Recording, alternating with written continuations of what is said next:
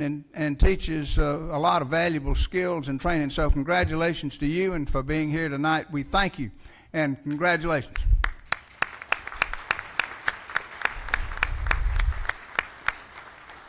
At this point, I want to turn the program over to our Assistant County Manager, Charles Coney, who will kind of preside at the swearing-in ceremony for this year's GCAPS class, GCAPS being Georgia Civic Awareness Program for students. And Charles, can I call on you? I understand that Judge Verta Colvin was, here comes the judge. That's great, Judge Colvin is here. But Charles, let me turn this over to you at this point for the swearing in of our new GCAPS class. Thank you, Mayor. We were quite privileged that we had almost 70 students apply to be a part of our youth leadership program this year, and we have a class that we're presenting tonight. If they would stand and take the seat up front so that Judge Colvin, who this is her second year being with us to swear them in, we're quite thankful for her rearranging her schedule to be here. We also have some parents, if they would stand while the students are up, who want to come out and watch this moment with their young people. So parents, if you want to stand and wave so we can see where you are all over the place. They've got cameras and everything else.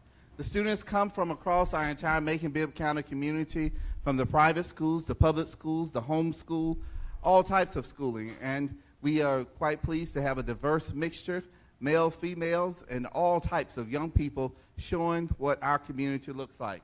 So I will now hand over the mic to Judge Colvin, and you can begin. I am honored to be here with you today. So with that in mind, could you please raise your right hand and repeat after me? I, and state your full name, do affirm that I desire to be a member of the Macon-Bibb County Youth Commission, that I will honestly and faithfully perform the duties assigned to me, that I will at all times abide by and conform to the rules which governs youth commission members, and that I will be a good role model for all youth in the Macon-Bibb County community. Thank you.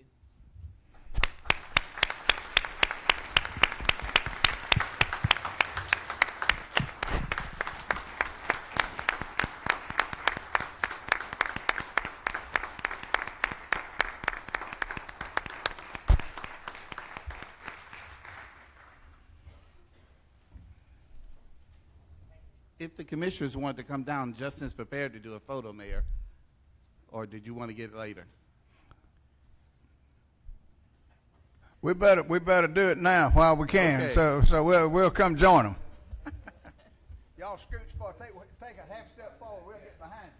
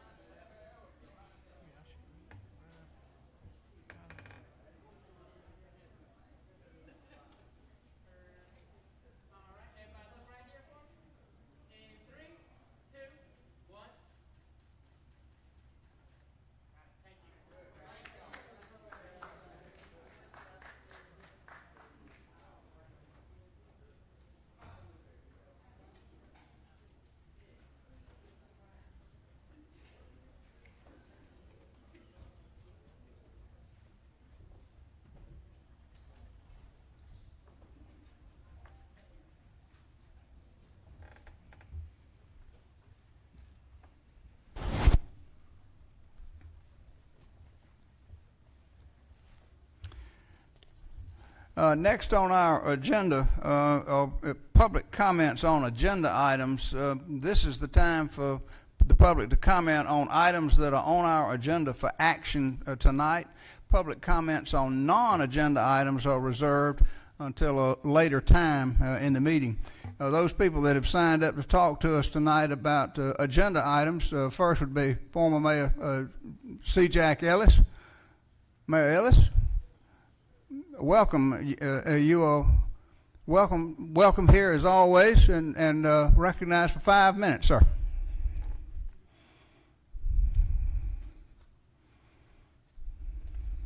Good evening, Mr. Mayor, and to members of the commission. Congratulate the young people who were sworn in as a commission.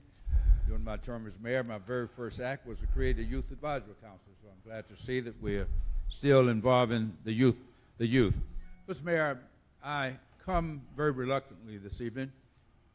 I tried my best not to involve myself in policy issues, although there are precedents were set when I was mayor. Former Mayor Buck Melton and others chimed in when I was attempting to appoint members of the Housing Authority, which I had the permission to do, and which the Court of Appeals affirmed, but yet they chimed in and said that I was out of line for exercising the powers that were given to me.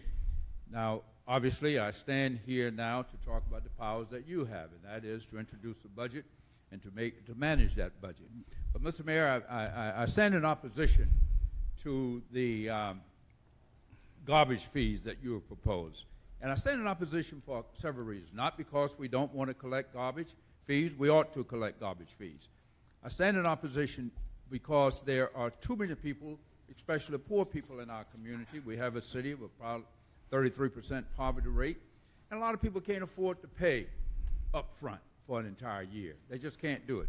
Secondly, I understand, and maybe I'm wrong, but I understand that people will have to pay even if their houses are empty for the year. You pay up front, you don't know whether your house is going to be empty. For instance, I own two or three houses in this town, and of course I plan on being in mine for the entire year, but I have some tenants that maybe will come in and out, and maybe will stay vacant for 6 months. And I think it's unfair that I would have to pay, or any other citizen would have to pay for a service. This is a service, this is a fee. We're talking about an enterprise fund here. You pay for what you get. So if you don't get anything, you shouldn't pay anything. So if your garbage not being picked up, you shouldn't have to pay. That's one thing. The second thing is having to pay in advance for something that you may or may not get. So I just think that is wrong, and I strongly encourage you and ask you to reconsider this. People should pay their garbage fees. When I ran for the tax commission the last year, I got 2 years ago, whenever it was, I intimately involved with this process. A lot of research on it, what people are doing across the country, but paying in advance an entire 12-month at $20 a pop, that's unfair, and it's a lot of people can't afford it, and we must be sensitive. We must have compassion for those who are less fortunate than ourselves. Thank you very much, Mr. Mayor. Thank you, Mayor. Appreciate you being here. Next, Cleona Smith. I understand, Ms. Smith, you also want to talk to us about the garbage fee. Thank you very much for being here. You're recognized for 5 minutes. There you go. Thank you. The protocol has already been established. I am a resident of Bibb County for more than 50 years, and being here for 50 years, from being a maid, domestic engineer, all the way up until now, I raised 5 children here. Now I'm a senior citizen, and I'm on a very limited income. My income is small enough that you don't have to worry about a budget. And I know that right now, paying garbage fee up front with my county taxes, which I have to struggle all year to try to save money for, it's just ridiculous. I'm not the only one like that. We are over in Union. Since you have gotten this new garbage service, our garbage is not being done correctly. You can go behind them and find out if they drop anything that they drop themselves out the can. They don't pick it up. There's some they should pick up, they don't pick up. So our garbage service is still poor too. So I thank you for hearing me, but I pray to God that somebody would know that our income is not available to, that we can pay this kind of money up front. Thank you. Thank you, Ms. Smith. We appreciate you being here and appreciate your comments. Chester Novak.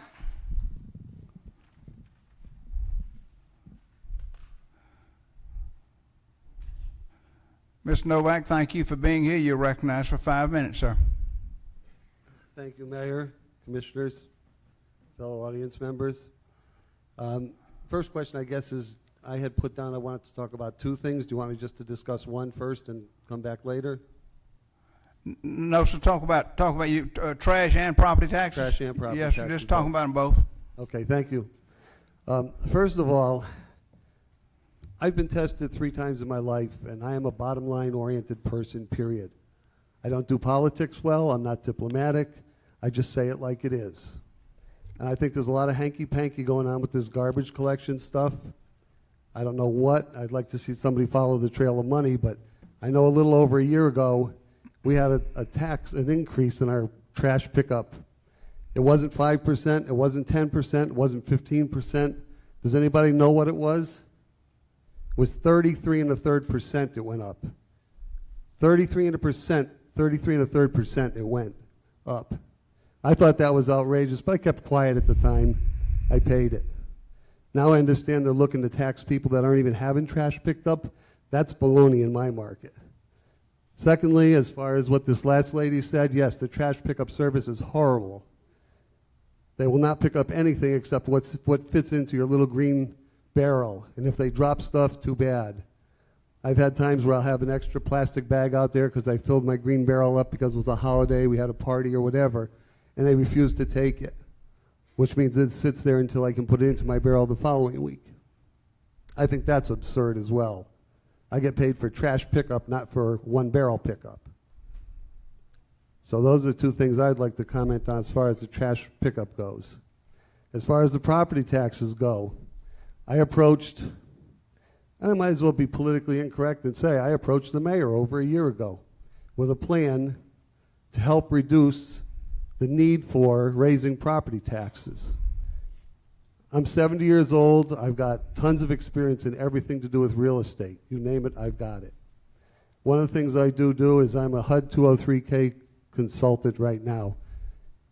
Many people don't even know that there is such a program that FHA promotes, which will allow people to buy and rehab a house, an existing house, with one loan. That would be a tremendous asset for this town to take advantage of. Nobody has done it. I'm the only one pushing it. My car's lettered for it. I've probably done a half a dozen since I've been here in Macon. And I'm doing one right now where a house did not even need rehabbing, but a handicapped person needed to have doors widened and whatnot. Just about anything qualifies for it, as long as it's existing housing. I'd like to make everybody here aware of this and get this going, because the way to improve the bottom line in our budget is not to keep raising taxes, but to add more properties to the tax roll. And then that will alleviate a need for a raising of the taxes basis itself. Thank you. Thank you very much, Mr. Novak. Appreciate you being here and appreciate your comments. Finally, Mr. Martin Bell. Martin, thank you for being here. You're recognized for 5 minutes. Thank you, Mayor Rickard. This is my 3rd occasion speaking to you all. And before I start on the garbage tax issue, I just wanted to thank the young people for coming here tonight. The Boy Scouts, Cub Scouts, and the Youth Commission. I think it's fantastic that you came and what you do. So I wanted to thank you. Regarding the garbage tax, tonight you have a chance to override the mayor's veto. I think it's a bill that needs to be overridden. I think it's doing great harm to people on fixed incomes and the middle class. I like the words of former Mayor Jack Ellis. He's repeated the same things that I've been telling you for some time.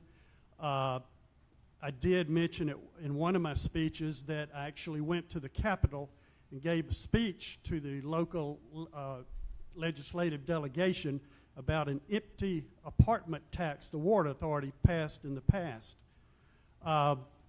If you're being billed for a garbage service that you don't receive, that is wrong. I mean, it's incredible that we're even talking about that. but we are. So I would ask that you consider that that's just a wrong thing to do. And plus, like I said, there's so many people that are going to be harmed by this, having to pay a year in advance. How many companies bill you a year in advance at your home? How many companies bill you for a service you don't receive?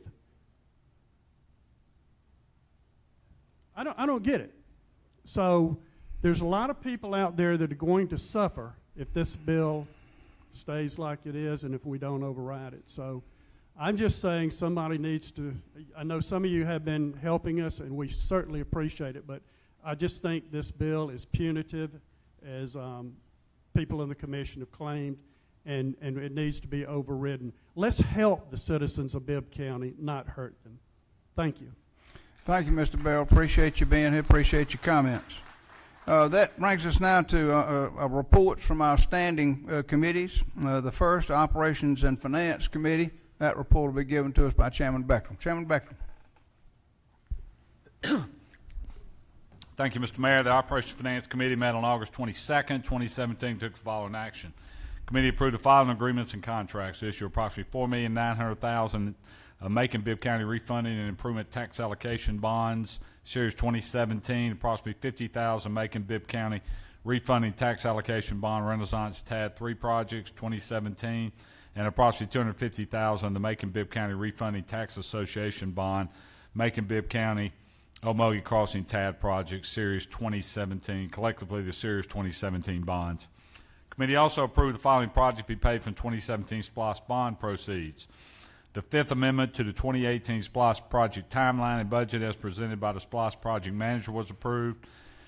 $2,200,000 for completion of 2nd Street connector, $634,573 for Forest Hill Road Phase 2 conceptual drawings, $630,000 for local maintenance and improvement grants for road projects, an agreement with T.Y. Lin International for the performance of professional design services for the concept development of 7th Street truck route improvements in the amount of $352,300 be paid from 2017 SPLOST bond proceeds, $116,083 for the Douglas Theater, and $480,710 to Stormwater Management Emergency Fund. Committee also approved an agreement with Old Post Real Estate for lease for parking lot for Bibb County Department of Family and Children's Services. Committee also approved the Micro Scholarship Incentive Program, which will provide up to $250 per semester for textbooks for those employees seeking higher education, as well as those wishing to get GEDs or high school equivalents.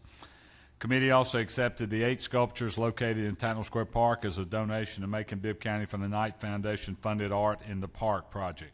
And that concludes report of Operations Finance for August 22nd. Thank you, Chairman Beckram. Next is our report from the Economic and Community Development Committee, and that report will be given to us by Vice Chairman Lucas. Vice Chairman Lucas. Thank you, Mr. Mayor and fellow commissioners. The Economic and Community Development Committee met on August 22nd, 2017, and our report is a little shorter than the Operations Committee. The committee approved submitting a slate of nominations for those seats currently held by Dr. Chantel King-Whitby and David Dancy on the Macon-Bibb County Hospital Authority. They will make selections from those slates of names that we approved for submission. 2 other items that I want to mention that I personally brought up at the end of our meeting, and one had to do with community gardens. There are a number of people who have decided that they're interested in doing a community garden, and so what I want to do is to come up with some guidelines to assist and to also offer some requirements, some structure for those folks who want to set up community gardens. And the other item that I mentioned was the film industry. We are in line to make lots and lots of money for this community, as is being done all over the state of Georgia. As a matter of fact, there's a state film commission, and former Representative Randall is very much aware of the amounts of money that are going through the state of Georgia. Now, we're really growing. But many of our communities are setting up film commissions to make sure that the communities are protected, but also that the communities reap the benefit of all of the use of their communities in filming. So at our next meeting, I've requested that those two items be two that are included for discussion: community gardens and film industry. And this concludes the report of the Economic and Community Development Committee. Thank you, Vice Chairman Lucas. Next, our Public Safety Committee report, and that report will be given to us by Vice Chairman Watkins. Vice Chairman Watkins? Thank you. In Chairman Shepard's absence, I'll be doing the report. And the Public Safety Committee meeting met August 22nd, 2017, and took the following action. The committee heard a brief update on the work of the Pedestrian Safety Review Board from the newly elected chairman, Tom Ellington. Mr. Ellington will give quarterly updates in the future. This concludes the report from the Public Safety Committee. Thank you, Vice Chairman Watkins. And finally, our Facilities and Engineering Committee, report will be given to us by Chairman Tillman. Chairman Tillman. Yes, sir. Thank you, Mr. Mayor. The Facilities and Engineering Committee met August 22nd, 2017. The committee heard an update on the Macon-Bibb County Downtown Parking Plan. This completes the report, Facilities and Engineering Committee. Thank you, Chairman Tillman. That brings us now to the consent agenda, and there are two items on our consent agenda tonight. Both are alcohol beverage application or license applications. Each of these two applications is accompanied by the sheriff's certificate of a satisfactory background check. The application fee payment to the Business License Bureau, the zoning compliance certificate from the Planning and Zoning Commission, the measurement form certification from the county engineer to certify that the premises are separated from other buildings by the requisite space, and the ad that ran in the Macon Telegraph. Each of these two has all of that documentation. The first is an application from Megan Evans, doing business as the Society Garden, Inc. It's at 2389 Ingleside Avenue, Suite B. And this application is for beer and wine, both consumed on the premise as well as packaged sales to go, and draft beer consumed on the premise and packaged to go as well. The second application is by Colbert B. Reeves, doing business as Jumbo Mart, LLC, at 4737 Houston Road in Macon. That is for beer and wine package sales to go at that location. Based on the applications and the documentation that accompany them, Committee of the Whole recommends approval.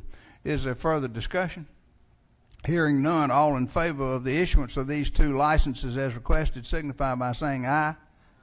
Opposed, no.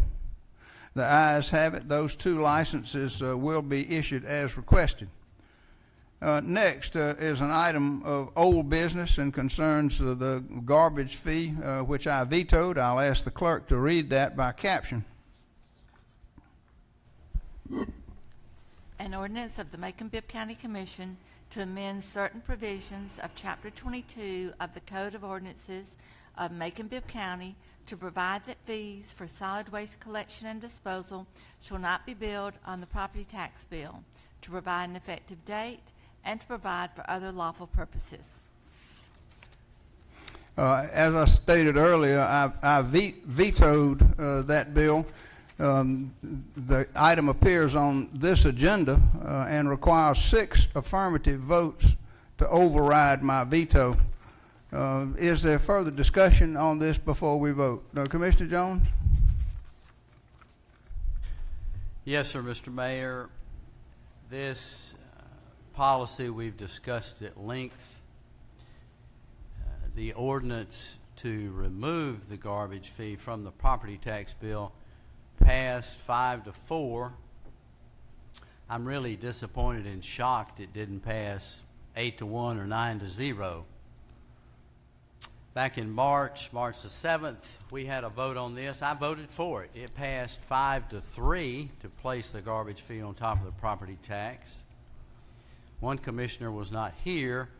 Of course, if I had voted against it, that would have been a 4-4 tie, and you would have passed it with your vote, which allows you to vote in a 4-4 tie.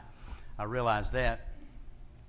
But since that time, we've heard from countless citizens, and I'm here to speak on behalf of many citizens, like many small business owners, like Beverly Nagel, who owns 15 units, Glenn Ashmore, who owns 15 units, another person, 27 units, Mr. Freeman Lester, 20 units, Mr. Dean Dummett, 42 units, Mr. Rob Patterson, 90 units, and Mr. Romney Tucker, 300 units.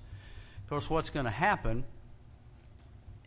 if it's placed on top of the property tax bill is they're going to go up on the rent to these people who are low and middle income people.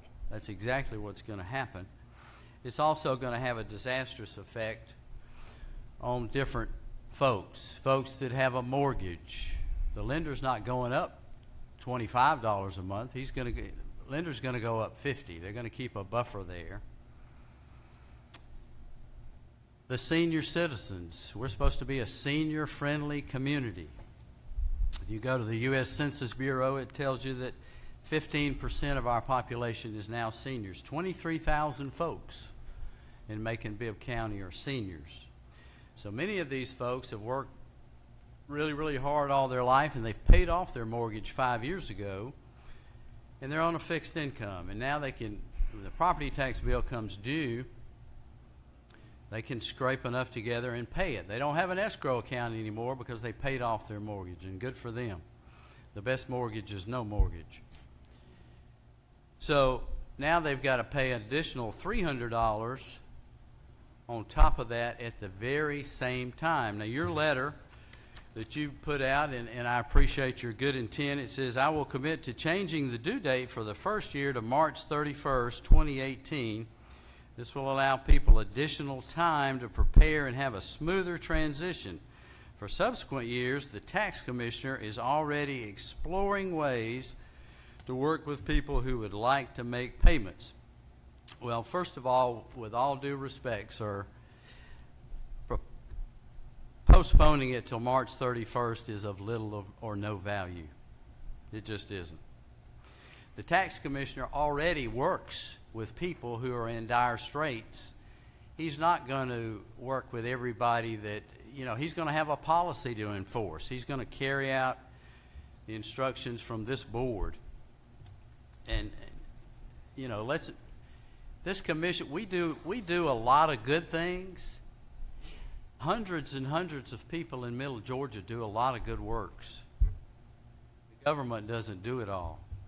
But you know what? Sometimes we get it wrong. We do not always get it right. And this is one of those times that I don't think we get it right. So I'm here to speak out for our senior citizens like Susan Poole. I think she's here tonight. And all the other small business owners. And I mentioned earlier, 2 weeks ago, or I guess it was more, and I said 15 counties out of 159. I misspoke. More than 15 counties out of 159 have adopted this policy. But I don't really care whether it's 30 or 50 or 100. Macon-Bibb County has a household median income of $36,500. And we could compare that, as I spoke before, Hall County, $51,200. All of these counties have this policy. And they're all growing, leaps and bounds. And the closest one to us is Chatham County, more than 10,000 more medium household income. All of these counties grew anywhere from 2010 to 2016, according to the U.S. Census, anywhere from 7% to 12.6%. Macon-Bibb County growth minus 1.8%. We've lost 3,000 people and counting going toward the 2020 census. There's going to be shock and awe when the bills come out next year, because I can promise you very few people, even though we've done everything we're supposed to do, know about 3 meal tax increase, and then on top of it, the property tax fee, which is a burden, will be a burden and a hardship to many, many people. So, there's 3 commissioners here tonight who have a chance to be a hero. You have a chance to say, you listened to the people. You had compassion for the people. My idea that I proposed, and you could have different offshoots of this, keep the quarterly billing, but then also allow anybody who wants to pay a year in advance, give them $10 off. Now, that doesn't sound like much, but I can almost guarantee you thousands of people will do that to, number one, get rid of the bill, and number two, to save $10. Even wealthy people like to save $10. So that would be, and then in addition to that, Commissioner Watkins had a great idea, and I've talked to Tax Commissioner Wade McCord, and he can't give me a set number, but it's accurate to say, so he tells me, that millions of dollars, more than $2 million, are delinquent garbage fee bills. Adding it to the property tax doesn't necessarily clear that up. I have a lot of closings where foreclosure properties where they finally close, guess what's delinquent? The property tax is delinquent, and so is the garbage fee. So, going back to Commissioner Watkins' good idea, valid idea in my opinion, hire a debt collection company to work in concert with us. But this garbage fee on top of do simultaneously, except for this one little exception that you've offered, will be a burden and a hardship to so many low and middle income people. We don't need to tell the people we don't care whether you live here or not. We need to encourage people to live here. We need to encourage small business owners to stay here and to continue taking dilapidated houses and fixing them up and renting them out. That helps us with less dollars we have to spend on blight. So, again, 3 commissioners have a chance to be a hero and say, hey, I listened to the people. Do it for the people. That's what I'm asking you to do. So I make a motion that we override the mayor's veto respectfully, but it's just not a good policy. So my motion is to override the mayor's veto. Thank you, Commissioner Jones. Next, Commissioner Bivens, Mayor Pro Tem Bivens. I heard, but I don't think we need it. I think it's automatically on the agenda for a vote. But your second is noted. Your second is noted. Okay. I'm concerned about the way we do things sometimes. When Mercer wanted a bridge for $2 million, we came up with $2 million. When we wanted to do a ballpark that, I mean, I like the idea, but it's not something we have to do. We came up with a way to come up with $2.5 million. But to save $100,000, we're going to inconvenience and cause problems for thousands of our citizens. Like Commissioner Jones says, I voted for this to start with, but then you hear from all these people and all the problems that it's going to cause. It's just unnecessary in order to save $100,000. What I'm going to be watching to see,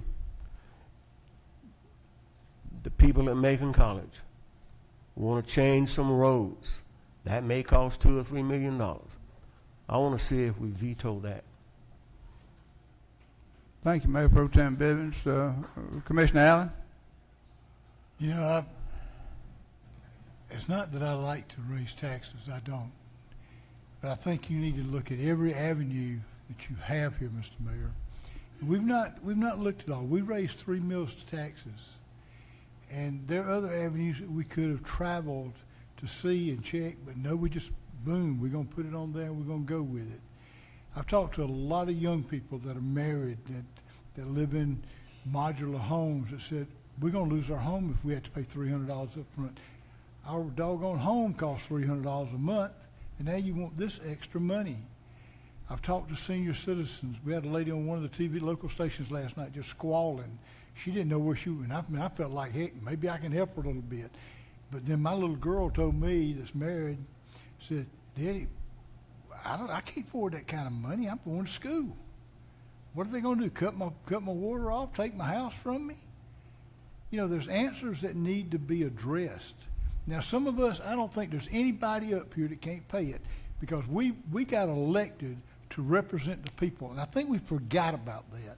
We work for you. And the bottom line is we've got to find other avenues other than. We only have a percentage that has not paid. And the commissioners up here that do not want to try to assist you, don't forget it. You think about that when election time comes around. Whether it's Republican, Democrat, national level, state level, no matter where it's at, you remember who did not do the job that they were supposed to do in protecting you, and try to find the best ways to protect you. Because it's not being done tonight, I promise you. I didn't like the 3 mil increase, but it was passed democratically, the right way to do it, and I went along with it. But this here tonight, on top of the 3 mills, is a Travis. And I'm sorry, I apologize, because I'm voting against the mayor's override. And I'm asking right now, Mr. Mayor, for a roll call vote. Thank you, Commissioner Allen. Commissioner Lucas?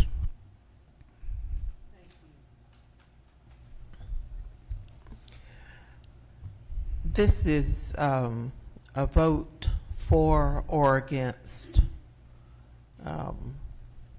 the welfare of our people, plain and simple. And there are some folks who can feel what other folks feel, and then there's some who have a difficult time with that. I didn't have a difficult time, I think 5 or 6 months ago when this issue came up. I voted against it then. I am happy now that there are some others who now feel, as I felt at that time, that it was going to be punitive to a lot of our citizens. We have to know and remember that when we go to folks and we say, I'm going to go to, I want you to vote for me as your commissioner, and I'm going to go down there and I'm going to look out for you every possible chance that I get. This is an opportunity to do that. A number of my colleagues have already talked about what an imposition this will be, how it will bankrupt some people, how it will force people to make some decisions, and you know, we don't need to, as government officials, force people into making a decision as to whether they have one necessity taken care of over another. It should not be like that. We've already had someone to mention the poverty levels in our community. And while we work every day to try and raise those, to try and bring jobs in, to try and do all of those things that create a wholesome community and allow our children to stay here and work and have a good life here, we seem sometimes to forget. And we do something like this that's counterproductive. We've got an opportunity, and I call on the 3 who voted the other way that last vote to please search your heart and consider the harm that's going to be done to people. I don't mind changing my vote if I'm convinced that it's the right thing to do? I am convinced, and if people really search their hearts, they would be convinced that the right thing to do is to override this veto. I think this is a heartless veto. I think it's one where people are just determined they're going to do it their way. And when it flies in the face of our citizens, then we've got to do our part, and that is to override.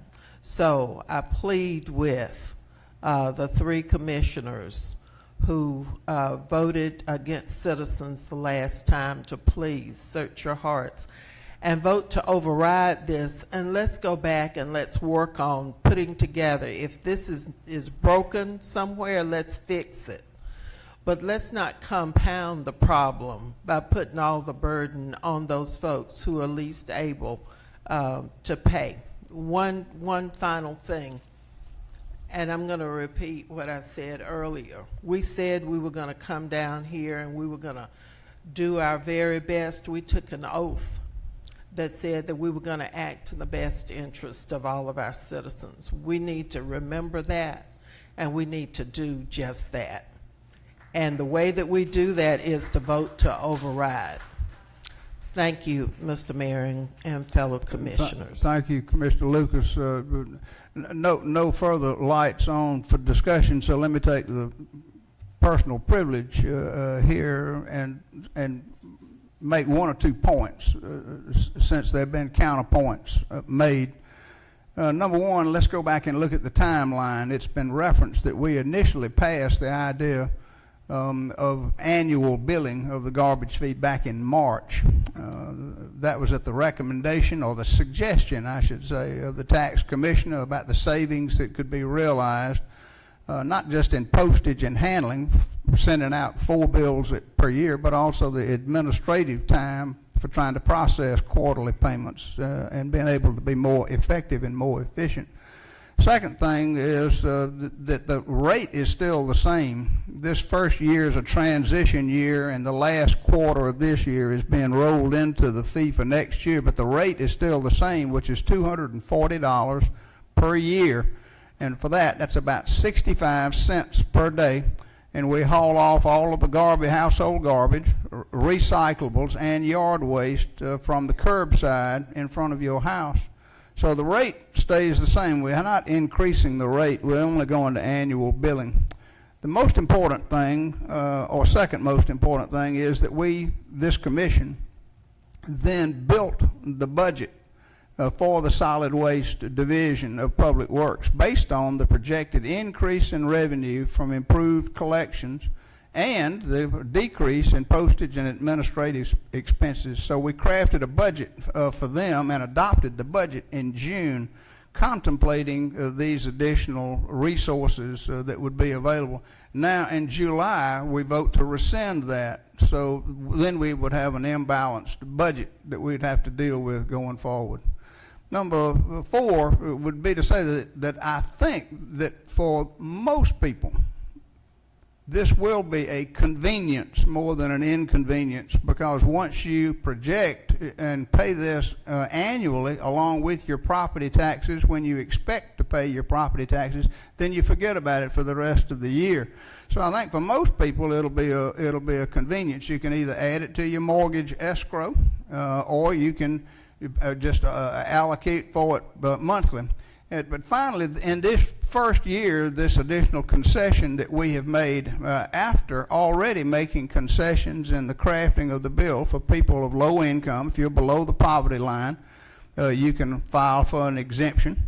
Also, if it's vacant property, there's no fee assessed, and we have most recently modified this if there is no habitable structure on the property. If the house or the piece of the house is uninhabitable, you can apply for a waiver.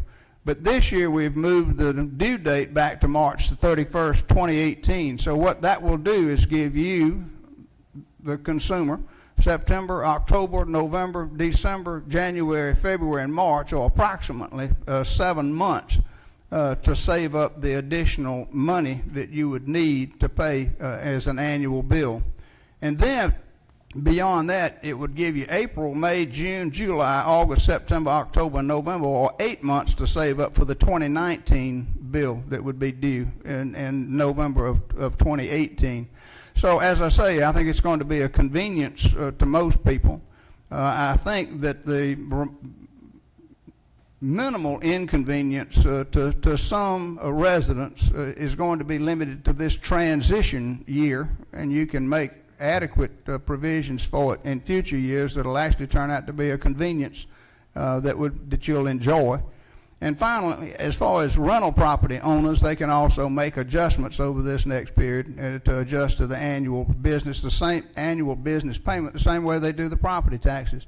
So I really don't see the dire consequences that some do from going to annual billing. What I do see is a more efficient and more effective local government that helps hold costs down to prevent future garbage fee increases or future tax increases by everybody paying their fair share.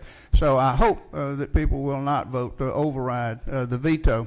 That having been said, the roll call vote has been requested.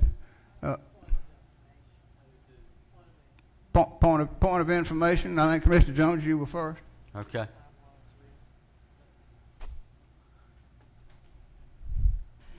Mr. Mayor, I respectfully, I disagree.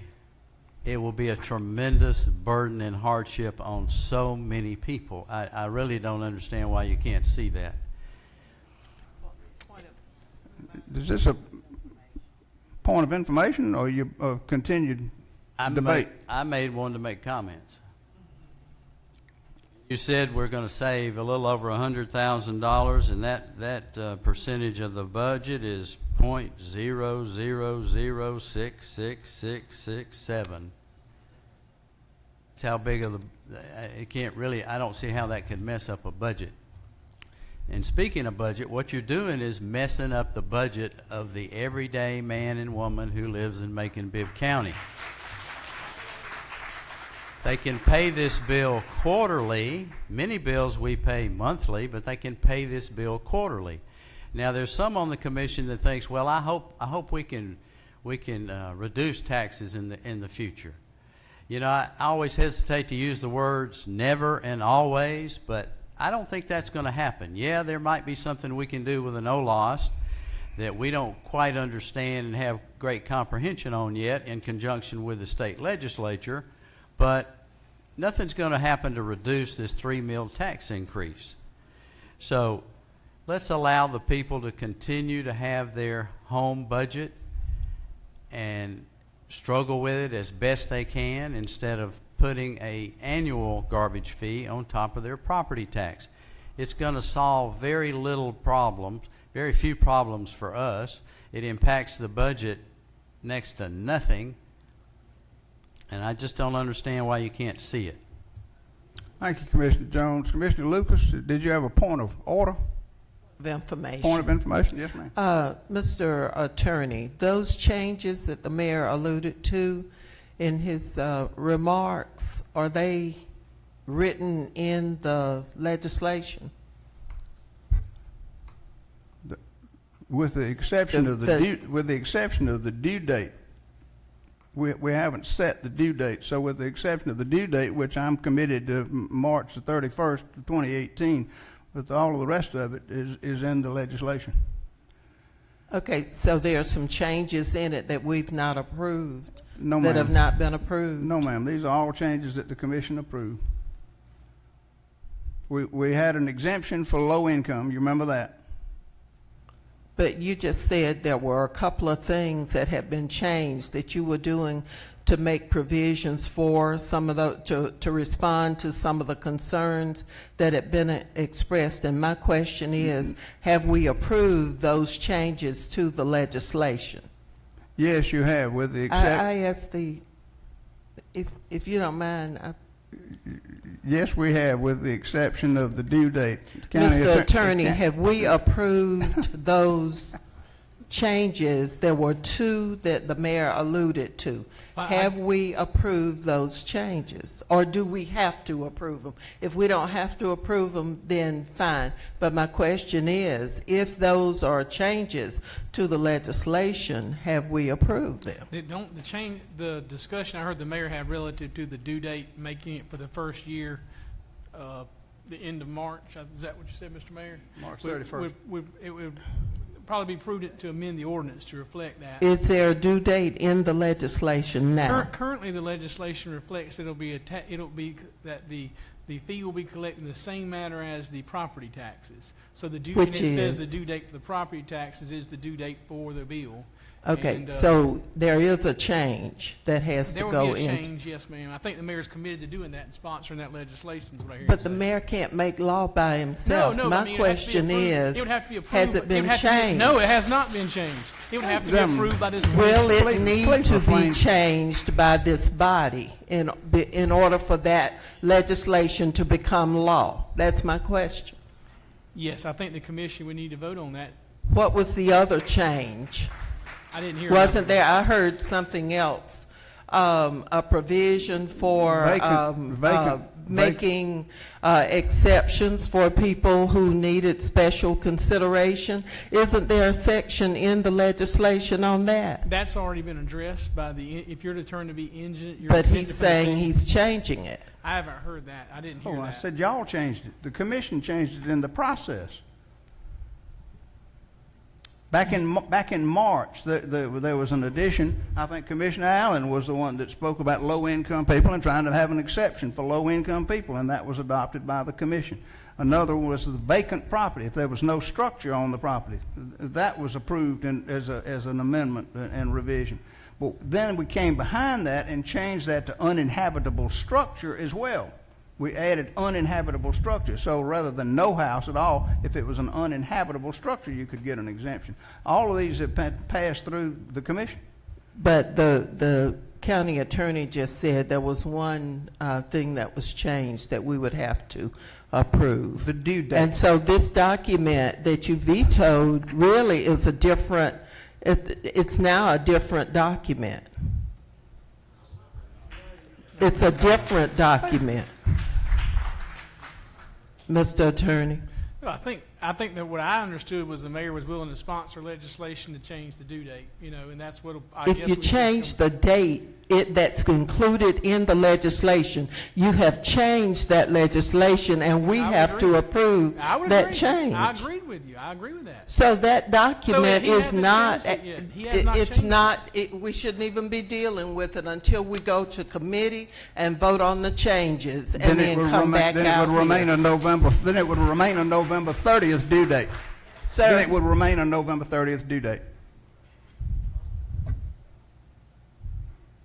Commissioner Beckler, got you next, sir.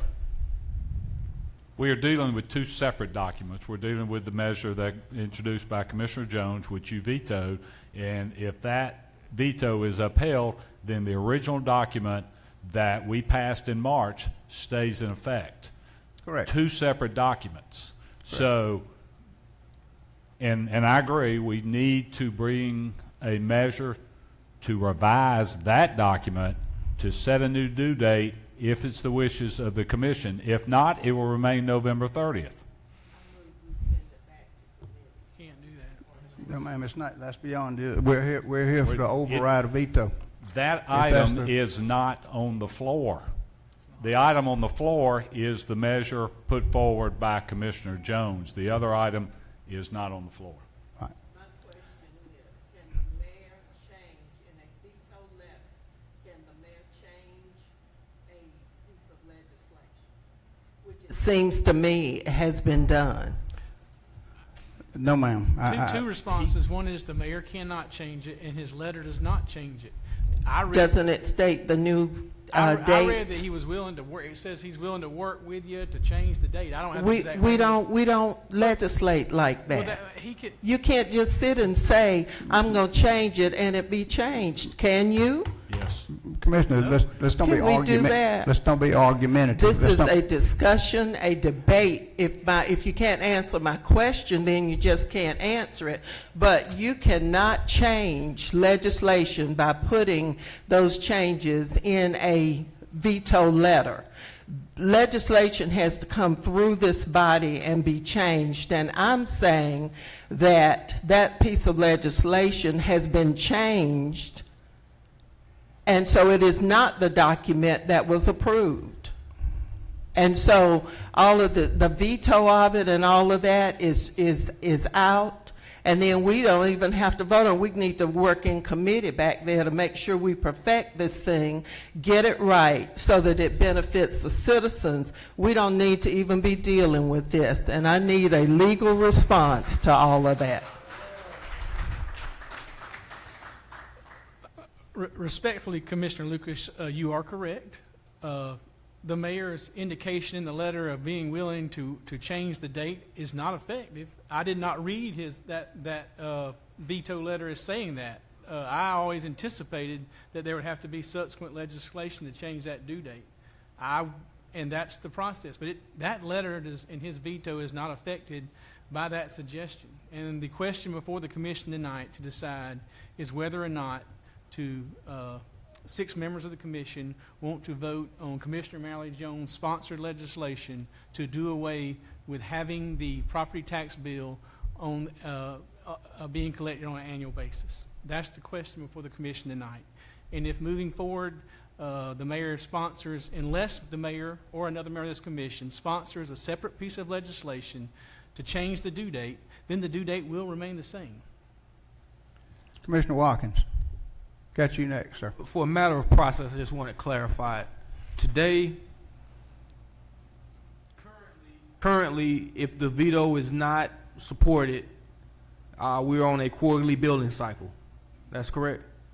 That would be correct. The legislation would stand as it initially was prior to the amendment by prior to Commissioner Jones offering his legislative amendment of the ordinance. So 6 people voting no means that we keep a quarterly billing? No. No. No. 6 people voting yes. Yes. We keep quarterly billing. Correct. That's Okay. correct. Thank you. Commissioner Beckler, did you have an additional point of order? One more item. In the veto letter that I read, where you issued the veto of Commissioner Jones's measure, I read the March 31st, 2018 as an administrative deadline for first year only. That's the way I was read. Now, we can go back, if it's desire of this commission, to change that for the first year or institute it in the first year or subsequent years. But the way I read it, it was an administrative decision on a brand new billing that was for the first year only. Thank you, Commissioner Beckler. The question on the floor is whether or not to override the mayor's veto. Those wishing to override the veto would vote yes. Those who do not wish to override the veto would vote no. So roll call vote having been requested, I'll start with Commissioner Beckler. Commissioner Beckler? No. Commissioner Schlesinger? No. No. Commissioner Lucas? Yes. Commissioner Jones? Yes. Commissioner Bivens? Yes. Commissioner Allen? Yes.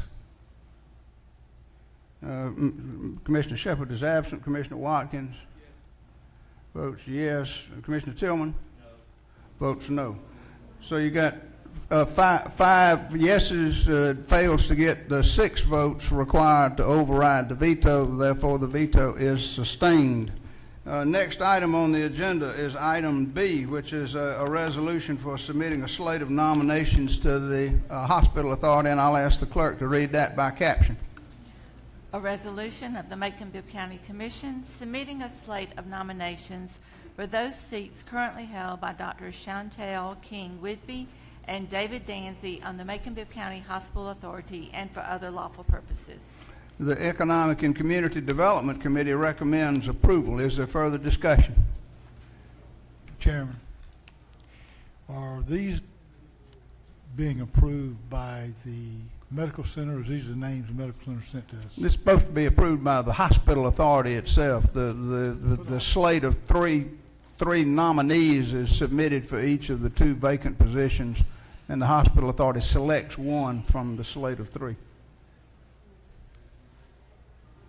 This is basically the same issue we've been running with the hospital authority over the years, Mr. Mayor. That is correct, sir. That they pick who they want to pick, and they send it back to us. That, you know, that to me, they don't ever pick who we ask them to have. And are we not the ones that's supposed to be having our people up there? We're having trouble hearing over here. Look, please. Go ahead, Commissioner. Are we not, as a commission, when we send somebody up there, they should, since it's our pick, should pick an individual. We had this problem in Old County, and the same problem, and we're still having it. They're going to pick who they want to pick, no matter what we do. You can agree or not agree, but I mean, I've been through it with all of them down there. I'm just asking a question. Right. Do they, Mr. Attorney, do they have to pick anybody? Can we send different people up there, different names? You can send different names. I think for 2 times, I think you have 3 opportunities to send names. I could read the statute, but yes, the answer is the first time you can send a different slate of names entirely if you chose to. They're not at liberty to take one off the first slate. They can refuse any of that. Then I think there's another slate, and they have to take one, or maybe one more time. Is that a slate that we send? That's my understanding. That's correct. The mayor sends the people up there the names. It is a slate. It would not be the first slate. It is a slate that we send. Right. Okay. Is there further discussion? Hearing none, all in favor of the resolution signify by saying aye. Opposed, no. 1 no. Commissioner Allen. The resolution is adopted. Next item is item C, which is a resolution to declare the intent to issue some additional bonds for the tax allocation district and to refund those bonds, and I'll ask the clerk to read that by caption. A resolution of the Macon-Bibb County Commission to declare its intent to issue approximately $4,900,000 of Macon-Bibb County refunding and improvement tax allocation bond, 2nd Street TAD 2 projects, Series 2017. Approximately $50,000 of Macon-Bibb County refunding tax allocation bond, Renaissance TAD 3 project, Series 2017, and approximately $250,000 of Macon-Bibb County refunding tax allocation bond, Macon-Bibb County Okmulgee Crossing TAD project, Series 2017, collectively the Series 2017 bonds, to designate various firms and persons to assist Macon-Bibb County with regard to issuance of the Series 2017 bonds and for other purposes. The Operations and Finance Committee recommends approval. Is there further discussion? Commissioner Lucas? Yes, Mr. Attorney, would you remind us of what we're doing with this money? Yes, ma'am. We are refinancing our existing TAD bonds for the 2nd Street TAD, for the Renaissance TAD, and for the Macon-Bibb Okmulgee Crossings TAD project. In addition, with respect to the 2nd Street TAD, we are borrowing additional funds to provide for the completion of the 2nd Street Connector Bridge. Commissioner Becker, did you have a question? Yes, I did. I just want to clarify that this debt has to be refinanced. It was 3-year debt. It's maturing in December. It has to be refinanced. In addition, the repayment of these bonds comes directly from improvements in the tax allocation district over and above what it was originally assessed at. So these bonds could never have been issued unless there was growth in that particular area. Now, in looking at the growth in several of the districts, there has been additional improvements there that has allowed additional debt to be to go out into the market with, and that's the 1.9 I believe that we are allocating for the bridge over the railroad track. So this does not come out of the general fund, even though we guarantee this debt. I mean, the full faith and credit of Macon-Bibb County is behind it, but the repayment comes specifically from the growth in property taxes in these tax allocations districts due to the improvements. Right, and to that point, I think we've confirmed that the increment this year is $470,000. So it's a right. It's an increasing rate. Commissioner Lucas, did you have another question? Yeah, I wasn't finished, but what I wanted to add was the fact that whereas in these TADs there are improvements, but the monies that are generated in there go back into that area. Is that correct? So all citizens don't benefit from that. That money is used in the area where it is generated, that additional money, which is a good thing. But I want to make the point to people that this is a whole lot more than that $100,000 that we said we were going to save on this yearly collection. Thank you, Commissioner Lucas. Is there further discussion?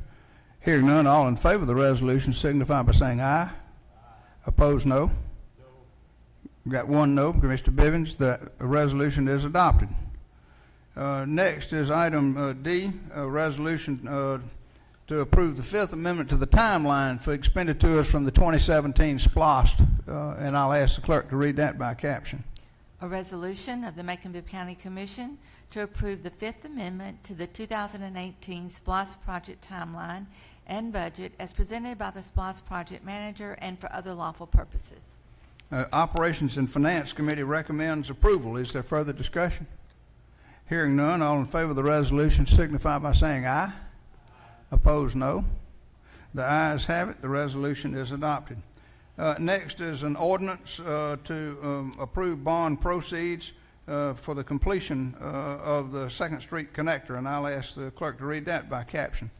An ordinance of the Macon-Bibb County Commission approving and authorizing the appropriation of $2,200,000 from the 2017 SPLOST bond proceeds to provide funding to roads and bridges for completion of the 2nd Street connector and for other lawful purposes. Operations and Finance Committee recommends approval. Is there further discussion? Hearing none, all in favor of the ordinance signify by saying aye. Opposed, no. One no, Commissioner Bivens. The ordinance is adopted. Next is item F, which is an ordinance for improvements to the Forest Hill Road area, and I'll ask the clerk to read that by caption. An ordinance of the Macon-Bibb County Commission approving and authorizing the appropriation of $634,573 from the 2017 SPLOST bond proceeds to provide funding to roads and bridges for Forest Hill Road for Phase 2 conceptual drawings and for other lawful purposes. Operations and Finance Committee recommends approval. Is there further discussion? Hearing none, all in favor of the ordinance signify by saying aye. Opposed, no. The ayes have it. The ordinance is adopted. Next is an ordinance regarding the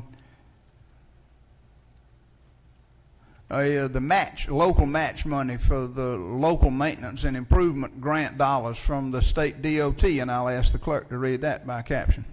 An ordinance of the Macon-Bibb County Commission approving and authorizing the appropriation of $630,000 from the 2017 SPLOST bond proceeds to provide funding to roads and bridges for LMIG and for other lawful purposes. Operations and Finance Committee recommends approval. Is there further discussion? Hearing none, all in favor of the ordinance signify by saying aye. Opposed, no. The ayes have it. The ordinance is adopted. Next is item H, which is an ordinance for improvements from roads and bridges for Bass Road, and I'll ask the clerk to read that by caption.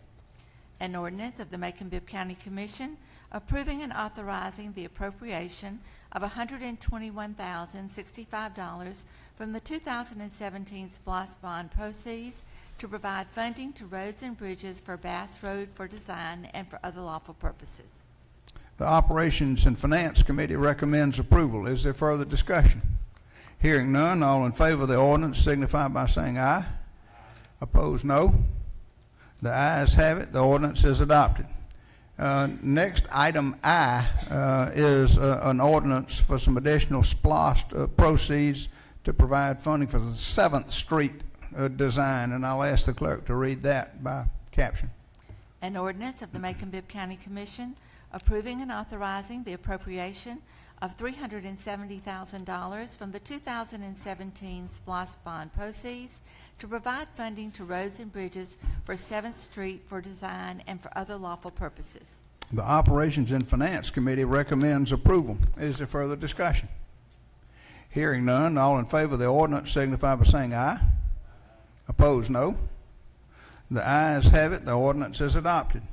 That brings us to item J, which is additional SPLOST bond proceeds for the 7th Street truck route in engineering, and I'll ask the clerk to read that by caption. A resolution of the Macon-Bibb County Commission authorizing the mayor to execute an agreement with T.Y. Lin International, Inc. for the performance of professional design services for the concept development 7th Street truck route improvements in the amount of $352,300 to be paid from 2017 SPLOST bond proceeds and for other lawful purposes. The Operations and Finance Committee recommends approval. Is there further discussion? Commissioner Tillman? Yes, sir, Mr. Mayor. I'm going to support this measure, but I just want to bring it to your attention and this commission. Back when we met up in Augusta, and we used this little clicker to prioritize those things that we thought was important. Although we did that, we were not verbatim going by that. Now, I've heard 2 items tonight that has apparently superseded, that did not even make the list. So I'm going to urge you, your staff, to go back and look at some of those things that commissioners wanted. Or this commission is going to have to learn how to, lock arms and reject some of this stuff until we can get some priorities of some of those projects. We've got some phases that I'm interested in my particular district that I think we need to get done. And so I would encourage us now. I'm looking at this, but I'm going to support it. Thank you very much, Commissioner Tillman. Further discussion? Here none. All in favor of the resolution signify by saying aye. Opposed, no. We've got 1 no, Commissioner Bivens. The resolution is adopted. Next is item K, which is ordinance to spend some SPLOST bond proceeds on renovations at the Douglas Theater. And I'll ask the clerk to read that by caption. An ordinance of the Macon-Bibb County Commission approving and authorizing the appropriation of $116,083 from the 2017 SPLOST bond proceeds to provide funding to cultural and public other for the Douglas Theater and for other local purposes. The Operations and Finance Committee recommends approval. Is there further discussion? Hearing none, all in favor of the ordinance signify by saying aye. Opposed, no. The ayes have it. The ordinance is adopted. That brings you to item L, which is an ordinance to provide some additional SPLOST funding for a stormwater management emergency, and I'll ask the clerk to read that by caption. An ordinance of the Macon-Bibb County Commission approving and authorizing the appropriation of $480,710 from the 2017 SPLOST bond proceeds to provide funding to stormwater management emergency and for other lawful purposes. Operations and Finance Committee recommends approval. Is there discussion? Hearing none, all in favor of the ordinance signify by saying aye. Opposed, no. The ayes have it, and the ordinance is adopted. Next is a resolution to pay for parking down at the Department of Family and Children's Services for employees I'll ask the clerk to read that by caption. A resolution of the Macon-Bibb County Commission authorizing the mayor to execute an agreement with Old Post Real Estate LLC for the lease of a parking lot located at 473 Hawthorne Street for use by the Bibb County Department of Family and Children's Services and for other lawful purposes. The Operations and Finance Committee recommends approval. Is there further discussion? Hearing none, all in favor of the resolution signify by saying aye. Opposed, no. The ayes have it. The resolution is adopted. Next is a committee amendment to provide an incentive grant for seeking higher education for employees of Macon-Bibb County, and I'll ask the clerk to read that by caption. A resolution of the Macon-Bibb County Commission to authorize the creation of an employee micro-scholarship incentive program that will provide textbook reimbursement in an amount up to $250 per semester for employees seeking a GED or high school diploma and/or higher education at accredited institutions in relevant fields, to be paid from budgeted line item funds in the General Fund, Human Resources Department Employee Incentive Program, and for other lawful purposes. The Operations and Finance Committee recommends approval of the committee amendment. Is there further discussion? Commissioner Lucas? Thank you, Mr. Mayor and fellow commissioners. I want to commend Commissioner Watkins for sponsoring this, and I'd like to sign on as a co-sponsor on it. Certainly will be voting for it. There are 45 to 50,000 people in this general area, Middle Georgia area, without a high school diploma. That is a drag on not only their family themselves, but their families. It doesn't allow them to move. I think Macon-Bibb is setting a good example by supporting educational opportunities for employees, and I just think it's going to make a difference. And I do hope that our Human Resources Department expands what they offer to our employees, because we certainly don't offer them nearly enough as far as incentives. Thank you, Commissioner Lucas. Commissioner Beckle? Yes, I agree with Commissioner Lucas. Thank you, Commissioner Watkins. But I'm thankful that we were able to take the $100,000 that we saved tonight and put it toward this effort. Thank you, Commissioner Beckle. Is there further discussion? Hearing none, all in favor of the resolution as amended signify by saying aye. Opposed, no. The ayes have it. The resolution as amended is adopted. That brings us to item O, which is a resolution authorizing the acceptance of some sculptures in Tatnall Square Park. And I'll ask the clerk to read that by caption. A resolution of the Macon-Bibb County Commission authorizing the acceptance of 8 sculptures located in Tatnall Square Park as a donation to Macon-Bibb County from the Knight Foundation funded Art in the Park project and for other lawful purposes. Operations and Finance Committee recommends approval. Is there further discussion? Hearing none, all in favor of the resolution signify by saying aye. Opposed, no. The ayes have it. The resolution is adopted. Next is a late addition that is a resolution to award a contract to Warren Associates for renovations at Luther Williams Ball Field, and I'll ask the clerk to read that by caption. A resolution of the Macon-Bibb County Commission authorizing the mayor to execute an agreement with Warren Associates, Inc. for construction manager at risk services in the amount of $43,760 related to renovation of Luther Williams baseball field and for other purposes. The Committee of the Whole recommends approval. Is there further discussion? Hearing none, all in favor of the resolution signify by saying aye. Opposed, no. Got one no, Commissioner Bivens. The ayes have it. The resolution is adopted. Finally, item Q is a resolution to swap a property with Georgia Power Company for the relocation of a transmission line, and I'll ask the clerk to read that by caption. A resolution of the Macon-Bibb County Commission to authorize the mayor to grant and sell certain easement areas to Georgia Power Company for $56,100 across a portion of county property located adjacent to and near the Coliseum and Convention Center to provide for the relocation of the South Macon, North Macon transmission line from the south side of I-16 to the north side of I-16 for purposes of facilitating the Georgia Department of Transportation's I-16, I-75 reconstruction project. To approve the acceptance by quitclaim deed to Macon-Bibb County of the conveyance by Georgia Power of those easement areas that are being abandoned by Georgia Power on the south side of I-16 as part of the relocation of said transmission line and for other purposes.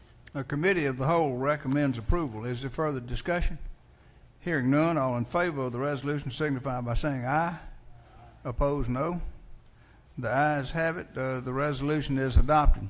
That's the end of old business. That brings us now to new business, and there is no new business for me to read and refer to committee at this point. However, I anticipate additional resolutions and ordinances will be coming down from the law department over the next several days, and I urge you, if you're interested, to look at the agenda that comes out on Friday afternoon that should contain all of the ordinances and resolutions that will be considered by committee next Tuesday. That would be the 12th, September 12th, Tuesday morning, beginning at 9 o'clock in the commission conference room behind us. That brings us now to public comments on non-agenda items. And there are several people that wish to speak to us tonight about non-agenda items. Okay, first is Patricia Faye Ivy Brown. Ms. Brown, thank you very much for being here. You're recognized for 5 minutes.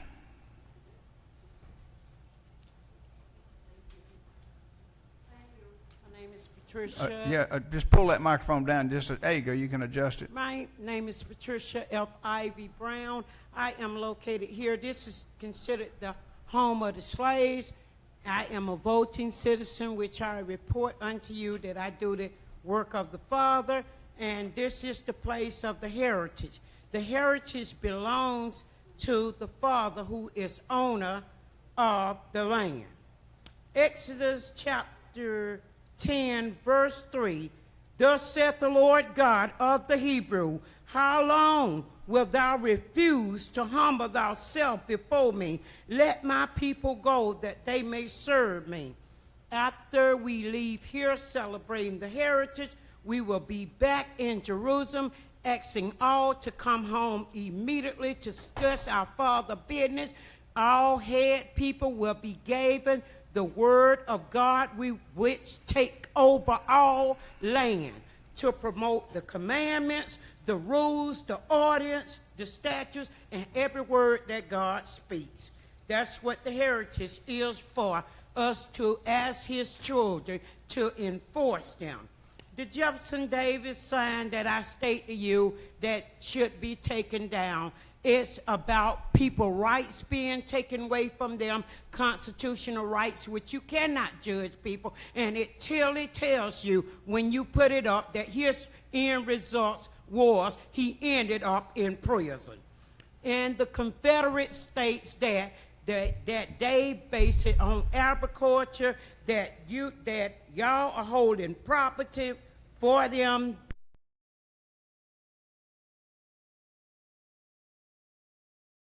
For property from South Carolina, Mississippi, Florida, Alabama, Georgia, Louisiana, and Texas. That's why it tells you in the right that you have no right to hold people property. So this would never have happened for crime to take place. You can't be for crime and against it. That's what we are for as the Hebrews, to enforce the word of God, and anybody who does not abide by rules on every soil, that's what the heritage is. You will be demanded off the soil, and we will take you into judgment. That's what it is for. Thank you. Thank you, Ms. Brown. We appreciate you being here. Appreciate your comments. Next, Duncan Soror. Mr. Soror, Duncan Soror, wanted to talk to us about the Macon Transit Authority. I think maybe perhaps Mr. Soror left. Next, Mr. Willie Frazier. Mr. Frazier wants to talk about a few projects going on in Pleasant Hill.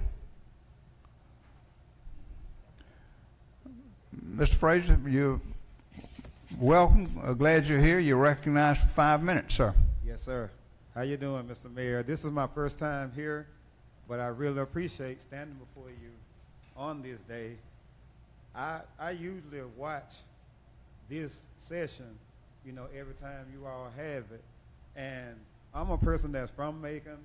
I was born here, and I love this city. And one thing about that, you know, I sit as a citizen of this city and listen to different Maconites that's talking about leaving our city. And a lot of them are already left, and that bothers me, because the saying is, you know, I can't make it in Macon. I done heard that so much, but I'm one person that believes that I can make it in Macon. I work for the Board of Education right now as a bus monitor, but I got to drive to really do something for our city, starting in Pleasant Hill. I had a vision of making Pleasant Hill pleasant again. And I wrote down a lot of stuff about it, and I really am thankful for what's going on over in the Pleasant Hill area. The Little Richard Penniman House, you know, I looked and I didn't recognize until a few days ago that Booker T. Washington Center was closed. I grew up in Booker T. Washington Center learning things and doing things. The Bobby Jones Art Center. I went over and looked at that property, and it's going down and being demolished, and my heart goes out to that. The Linwood Cemetery. I'm taking off from my job this Saturday, and I'm going to be in the Linwood Cemetery trying to clean that up, because if Arlington and Washington can look as good as it look, I feel like the Linwood Cemetery should be seen when they driving down the highway, because the highway runs right there.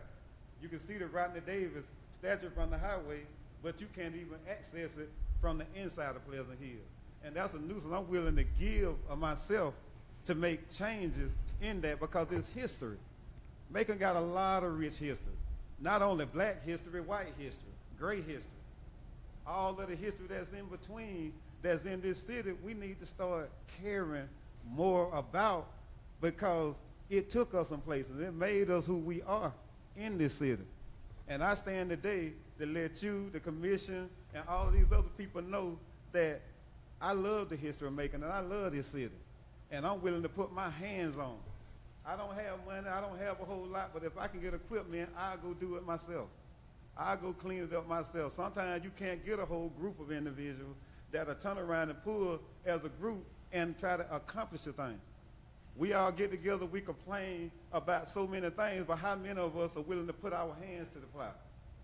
How many of us are willing to really push the issue and get out there? Because you know what? In order to be leaders, and I feel like I got some type of leadership within me, but in order to be leaders, you got to be able to lead in a way that people will be willing to follow you. And I want to be there. I want somebody to tell me who to talk to, which way to go. How do I do? Because I done asked different people. I done asked Mr. Givens. I done asked Antonio Williams, all of these people that have different things going on in these places, because I'm trying to find out where to get in, where to put my hand to the plow. I volunteer. You know, a lot of times it's all about work, and I'd be willing to work to make this city better. I'd be willing to work to make some changes and different stuff like that. And I'm not arguing, because guess what? We can pull down all of the statues in this city. We can pull down all the statues in other cities, and we can cause all these indifferences and all of these things, but it don't fix nothing, because if you can't fix the heart of people, then nothing changes. That's just a false conception. That's just something that's just been took down out of the Constitution, but there's so much arguing on both sides about how to pull things together. But we going about it the wrong way, but what are our children going to have to look forward to? What is the whole plane going to have sense to look forward to if we continue that? We got to change and do something even greater, do something even better. All this money, the $1 million that was given to each one of you to do different things, it needs to be done, but it cannot be done just set in a separate way. It needs to be pulled together and done together, because that's the only way it's actually going to grow and build upon. But one thing about that, Mr. Mayor, I thank you for this time that you've given me and allotted me. I've called some of you all know me, Elaine, Lucas, I've looked you up. a couple of other ones, Mr. Watkins, and a few other people that doing all these great things with historic Macon. I really do appreciate you, but I wish that some of you would get my number and know that I'll roll with you and go do any of it, to pull any of it together. And even to all of those that may not be the same color that I am, the same heritage that I am, didn't come from the same background or anything else like that, I'll work with you too. And I'll make a change with you too, because in this city right here, this is a great city. And it can be a greater city. I feel like we'll have the greatest city in the world, but I'm thinking on starting in Pleasant Hill at that Linwood Cemetery where dead folk are, because I feel like the cemetery should be a cemetery of life. Turn around and put some parks out there, put some benches out there that people can sit around and see the interstate while they visit these people that made all these changes. Right. I looked and recognized all of the popular people that was in Pleasant Hill and that was in other areas of Macon that's buried over there in that cemetery. Just because they gone don't mean that we don't remember them anymore. Your time is expired. Thank you very much, Mr. Fraser. We appreciate you sharing that with us. Yes, sir. Ms. Ida Bennett is here talking about Jeffersonville Road. Ms. Ida Bennett.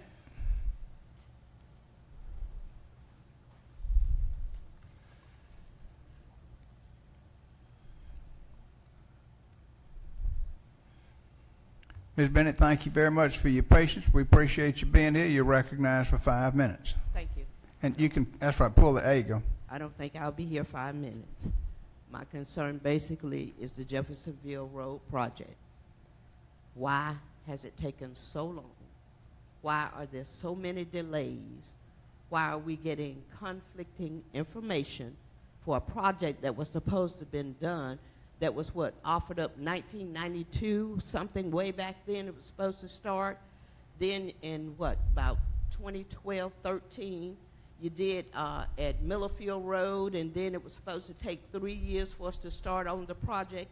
I hear you giving resolutions to Bass Road, Forest Hill Road. We pay taxes in East Macon. Okay, we need something done, okay? And we need it done not next year, the year after, not excuses after excuses after excuses. We need something done. It's simple as that. Our cars are being torn up. We are having to reroute, go different ways because of the fact that the roads are so bad. Now you've started, I know you said you had to start with, buying up the property, getting the easement rights and all that stuff. That's fine, that's good, okay. You've started that. It was said that earlier during the year, during the month of June, you were supposed to give the bids. Somebody was supposed to vote on the bid to get the project done. I haven't heard anything else about the person who was supposed to get the bid, to get the project done, to do the road work. I haven't heard anything else about it. But I hear everything else. East Macon Jeffersonville Road project needs to start doing something. Now, I know you're saying, well, they're tearing down this, they're tearing down that. Well, our cars are being torn down because we're riding up and over that bridge of the Walnut Creek and everything else, and every time we ask, we get different conflicting things. When I came to the last meeting, I got an email, and he said, well, it's been put off because of the I-1675. That's federal. What does that have to do with the state of Georgia? Okay, Jeffersonville Road, federal, I-16, that's federal stuff, okay? So what does that have to do with what you said you were going to do beforehand? We are still waiting, okay? Thank you very much, Ms. Bennett. We appreciate you being here and appreciate your comments. Next, Jackie Glover.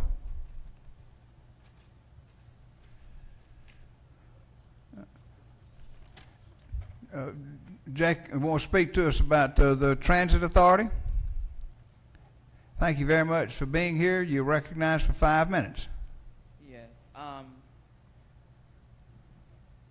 I sit and I listen to your meetings. I go to the Transit Authority. Adjust that microphone and talk right into it, please, so we can hear you. Uh-oh. Is that good? Can you hear me now? Uh-huh. Okay. I go to I come to this meeting, I go to the Transit Authority board meeting. What I see in there is just a travesty. And there are things that are being said in that meeting that the president does not want y'all to know, and he has said that. And the last time I went, I was sitting up in the meeting. He went to mumbling because we come down here and speak to you about what's going on in the meeting. He doesn't want that to happen.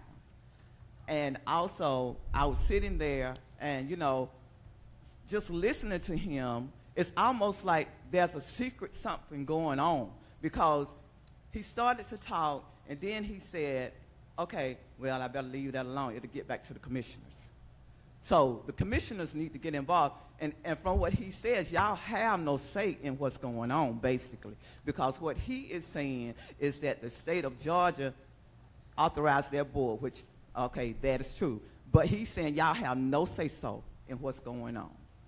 And he constantly says that. And he got into one of the tirades, and they got into a tirade, and they went to talking about what all, you know, all the other cities have issues, and all of this is going on in other areas and everything. And he basically said that if you don't like the way they run it, you got to accept what they saying, or else go catch a cab. And he said the cab part. And, you know, it's sad when you got people running a public facility that is supposed to help us, and you got the person that's the president of the board saying, you can go catch something else. Just because people have to use use public transportation doesn't mean that, you know, there's not other things for them to do, because you ought to want to build up your public transportation. Because if you're trying to grow this city, you know, you getting all these people coming in here, and if your transportation shuts down or gets bad, you're going to lose a lot. And I think that the city needs to actually go and look into all of this. Somebody needs to show up at those meetings. He doesn't want to tell the whole truth, and it's almost like when he comes into a meeting, he be undecided what's going to go on. Everybody else just go along with whatever he says. And that's the way it's beginning to look. And I am tired of going to a meeting and sitting there listening to his personal gripes about what's going on. And this one right here really got me. And this all happened last week at the meeting.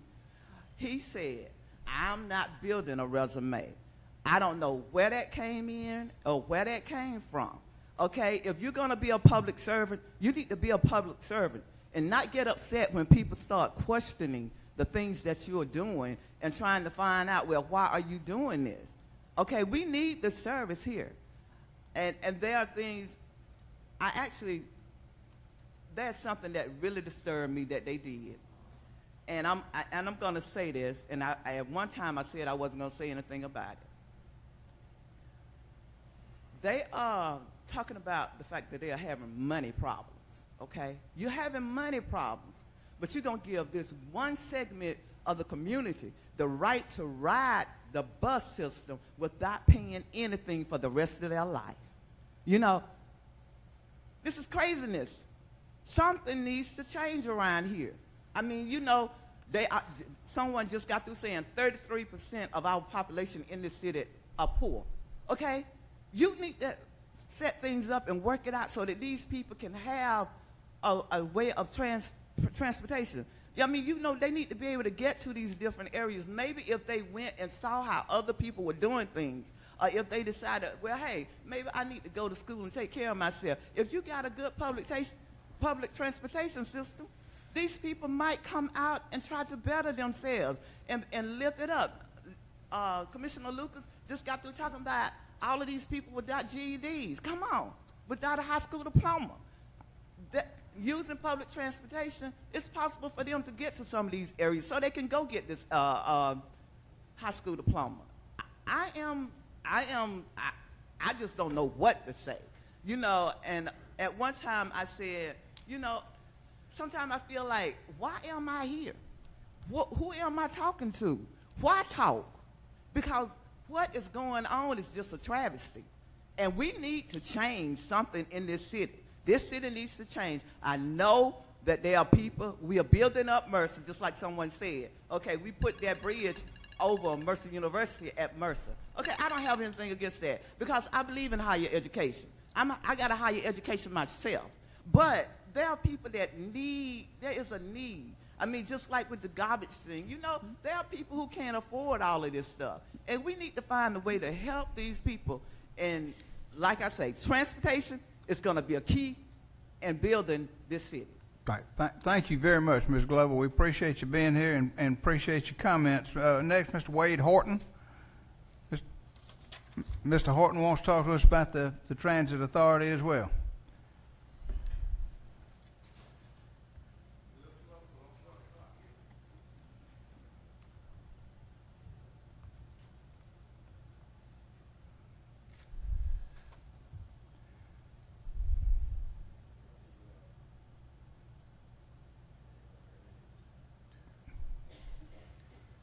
To the right.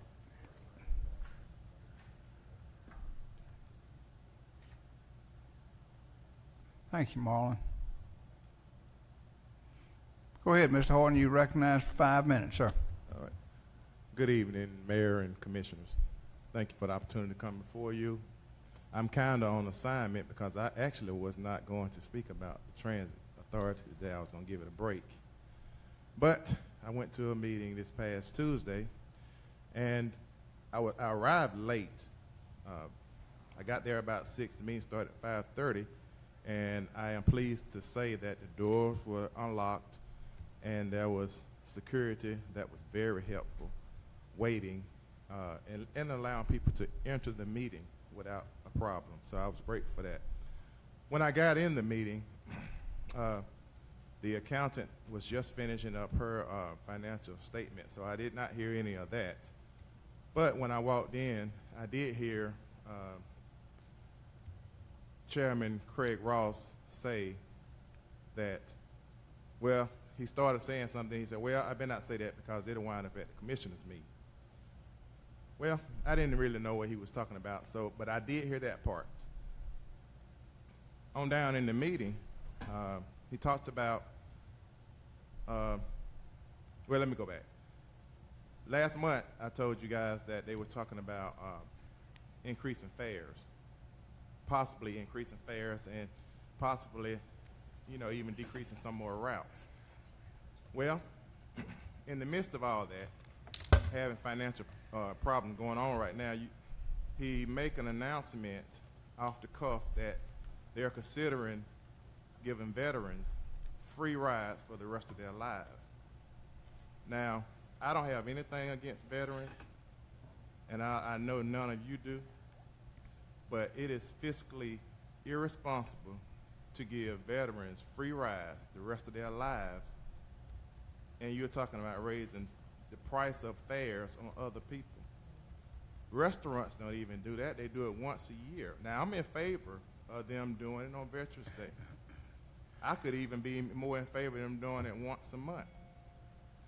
I can be in favor of them doing it at a reduced rate every day, but I can't be in favor of doing it for free because that is a burden on everybody else who rides the system. Fiscally irresponsible.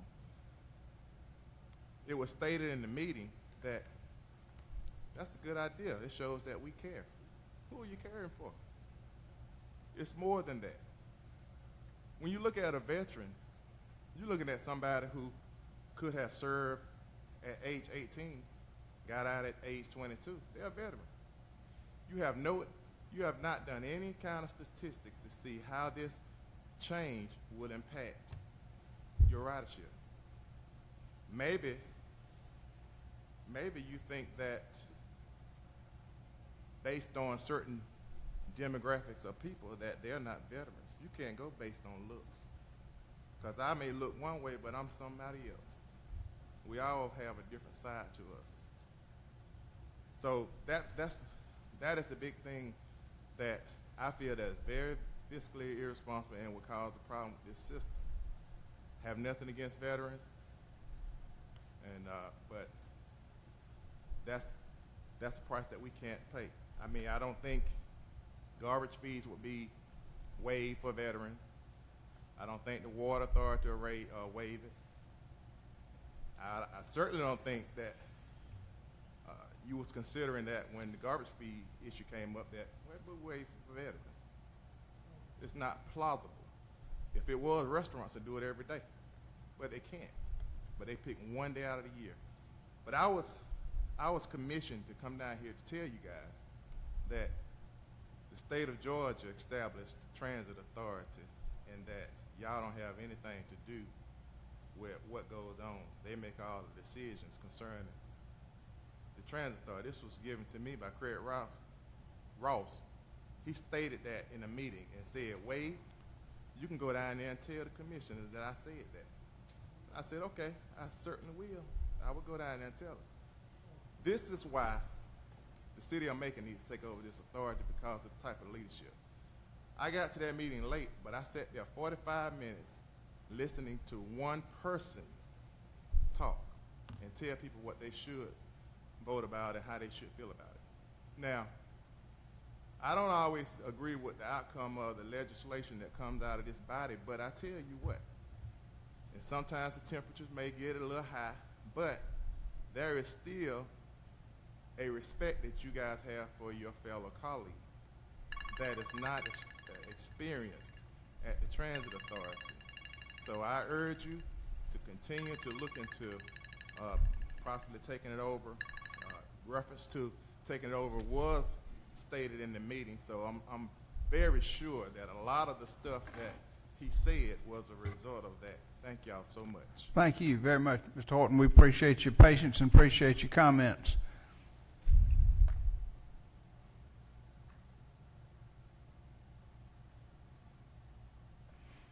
Next, Mr. Morris Saltsy. Seltsy. I'm sorry, Mr. Seltsy. Wants to talk to us about it. Seltzer. I'm sorry. I mispronounced it twice. I beg your pardon. No problem. It has happened before. It's going to seem when I read this letter that I have a hidden agenda, but I really don't. I came here for one purpose at one purpose alone, and that will be revealed to you when I read this letter. This letter is from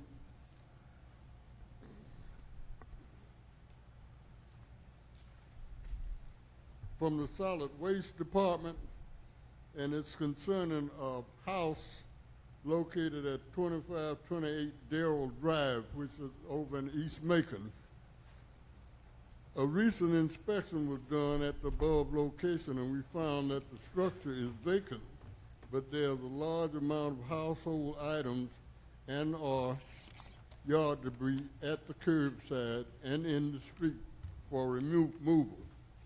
The Macon-Bibb County Solid Waste Department is not required to remove anything from vacant property when an eviction or major cleanup has occurred. Therefore, it is the owner's responsibility to have the items removed to a permitted facility. A re-inspection will be done on August 31st, and I got this letter on August the 28th. To verify compliance with this notice.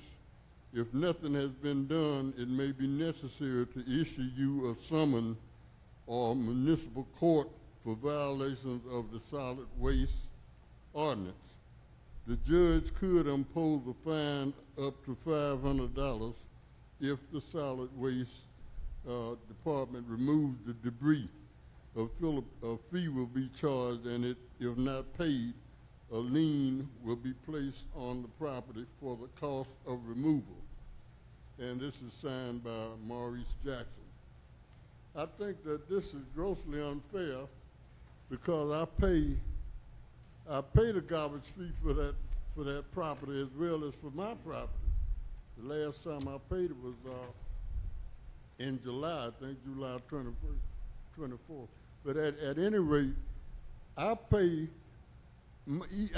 quarterly money to take care of that, and I don't even have a garbage cart. There's no garbage cart there. The sheriff came out and evicted this property on the 8th of August, and I called to see about having it moved shortly thereafter. But in having it moved out to the curb, that cost me $80. The sheriff's department gets somebody to move stuff, and I had to pay $80 for that. And I don't see where it's reasonable that I should be paying for a service and not getting any service. I mean, it's just unreal. It's unreasonable. But whether that property is vacant or whether it's occupied, I'm still paying. Nobody has ever told me that whenever that property is vacant, you don't have to pay the garbage fee. Nobody says that. So it's a constant thing, and the property is actually probably vacant almost as much as it's occupied. And it's put me in a situation really that I really never wanted to be in, a role that I never wanted to have, and that's the role of landlord. I hate the thought of it. But my mother passed away and the property was there. I couldn't get rid of it, so it was being vandalized and whatever. So the next best thing I could think to do was to fix it up and rent it out. And I've had 2 sets of tenants in there, and each set managed to do more damage. The second set did more damage than the first set, which they did quite a bit and stole the washing machine and the dryer and other stuff out of the house. And this last set just stole the refrigerator. So, you know, they were lighter on that. Well, they got an air conditioner too out of the window. So at any rate, I think I need to get service for the fee that I pay each quarter, which adds up pretty good when I pay it at 2 houses, and that's $120 for those each time. So I need to have some service done there, and for them to pick up the trash. It's not in the street, and I'm currently having the place refurbished, but it'll never be rented again. If I can't sell it, I'll end up giving it away. I'll never do that. Thank you, Mr. Salter. Thank you. What is the address of the property? 4528 Darrell Drive, DRRELL. It's right off Road in East Macon. But it's Durrell, D-U-R-R-E-L-L? Sorry, D-E-R-R-E-L-L. Darrell, and the house number again was 2420? 2428. Thank you very much, Mr. Seltzer. We appreciate you being here and appreciate your comments. Finally, Mayor Ellis, you had signed up also to speak on the non-agenda item regarding public spaces, sir. Thank you for your patience and waiting with us. You're recognized for 5 minutes on this additional issue. Well, I'm glad I stayed. I learned a lot. When you listen, you learn. Again, thanks again. I'd like to say one thing at the top to Madam Lucas. You mentioned about the Film Commission. Now, the Film Commission was created during the old city. We had a Music and Film Commission. If you recall, I went to the Oscars some time back, and people want to know why I went. We went out there to get information. So we formed the Film Commission. Now, whether it was carried over in the new government, I don't know. It had the same standards as the Fort Hawkins Commission. And I know the Fort Hawkins, but that's not what I came. But for your information, matter of fact, Steve Bell chaired that first commission, the gentleman you saw in the restaurant down. But that's not why I'm here. You know, I'm here to talk about the Confederate statues in our town. And I'd like to put it in some context and a historical perspective. The statue of the Confederate soldier was erected in Macon in 1878. It was commissioned prior to that, but it was erected in 1878. It was erected as the direct result of Reconstruction at a time when Bishop Henry McNair Turner and 12 other African-American legislators were expelled from the State House. And cities around the state began to erect monuments to the Confederate soldiers. Now, I understand that some of those young men probably fought very gallantly, and they probably fought brave, and they probably thought they were fighting for a good cause. They were not. I met last week with the Council of Bishops from the African Methodist Episcopal Church. One came here, stand with us as we had a press conference. I met with President Underwood, who supports us, James Beverly, who supports this. Mr. Mayor, you and I both served in Vietnam, and we served honorably, and we fought for what we thought was a just cause. But you will not find a statue of an American soldier anywhere in Vietnam. I wore the uniform 21 years, and it doesn't bother me that there's not a statue of the American soldier in Vietnam because we lost that war. I served 3 years in Germany as a soldier, and I went to the depth and the breadth of Germany. I've never seen a soldier to a German soldier that fought in World War II, Hitler's army. They're not there.